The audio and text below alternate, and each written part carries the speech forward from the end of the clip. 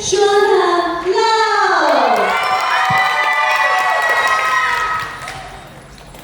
Hello everyone, welcome back to the Mombasa Festival. I want first and foremost thank the judges for their time for being here today, and also give another shout out to our sponsor for making this event happen.